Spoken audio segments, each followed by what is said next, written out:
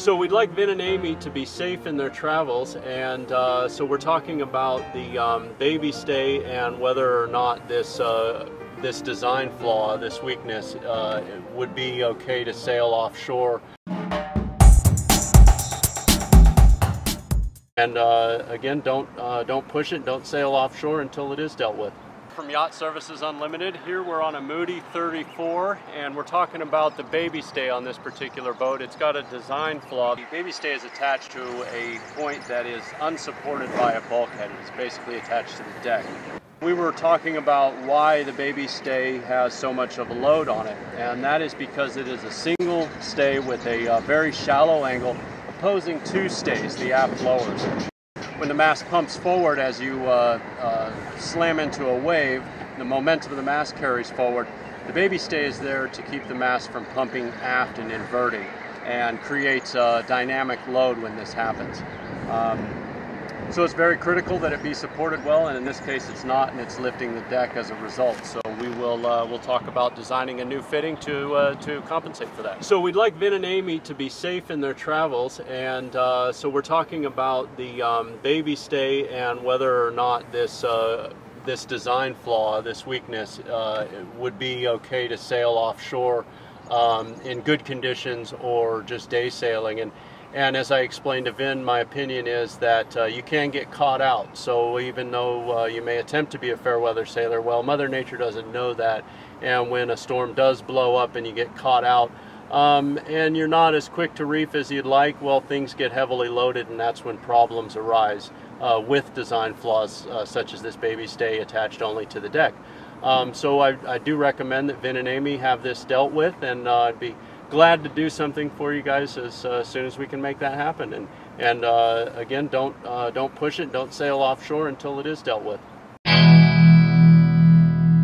And one dream upgrade that I'd like to recommend to Vin and Amy is to get the reefing lines led aft and the main halyard led aft so that they can reef safely and comfortably from the cockpit versus going up on deck and having to put in a reef by hand up there. The quickness that you can put a reef in with properly led lines aft is just so fast and just unnecessary to go forward. That would be a major safety upgrade, would be to lead the lines aft, and then with your roller furling Genoa, you won't have to leave the cockpit unless you have an issue that would have to have hands put on it. I'd love to take you guys out on my boat to show you how easily reefing can be. I can put a reef, a single or double reef in that in 30 seconds. And I'm not kidding. Yeah. Wow. But it's all a matter of having the main halyard led aft, and then I have both a tack line and an outhaul reefing line. Right. So what you do, first thing you do is lower the mainsail down to a predetermined point, close the rope clutch on the main halyard, tension the tack, tension the halyard, then tension the outhaul, and you're set. Right. Like my last passage back from the Bahamas, right. I sail single-handedly mostly. I had 20 sail changes in that one 36-hour period. Wow. And so when you're talking 20 sail changes, well, about 15 of those were reefing and shaking out a reef for the mainsail, and the others were furling and unfurling the Genoa a little bit. But well, that sounds like a really great upgrade. It's a matter of keeping the boat moving at optimum speed and not getting overpowered and feeling out of control. One of the things that crossed my mind was that we were going down the Waina Bay and the current was so strong. I thought about, gee, I wonder what would happen if we lost our steering, or what happened if a cable broke in the steering. And I realized that I really did not understand our steering system, and so I couldn't really manage it. And as it turns out, it does need regular maintenance. I did manage to get a handbook on our particular steering that we have in the boat, and I began to see that it's actually, there is a lot of things that you need to learn about so that you can maintain it. So this has been a new revelation for me, and so I've decided that I really need to learn this steering and learn how to maintain it, and also try to find out about our emergency tiller, which is a backup system when and if your steering does fail. For those of you that are sailors, you know that steering failure can really be a life-threatening situation in a boat. So I wanted to learn more about it and how to understand and maintain my steering system.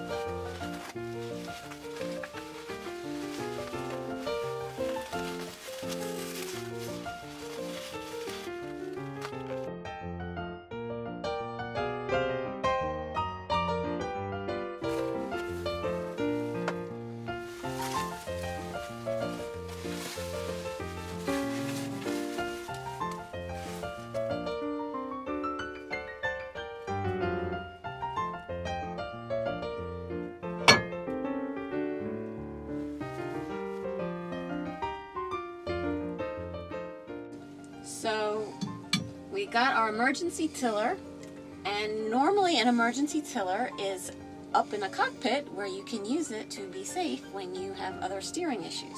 But ours is back here below decks in the stateroom. So we'd have to be either really creative on how to communicate between here and the cockpit, or we'd have to make some kind of adaptation to this, maybe make the posts be able to go up through the hatch. I'm not sure. So you don't think you could just have like a compass down here and I could yell down like south 320 degrees? So you could steer the boat without even seeing where we're going? Technically you could do that. Whether or not you're going to crash is a whole other issue. Alright, so this is our emergency tiller.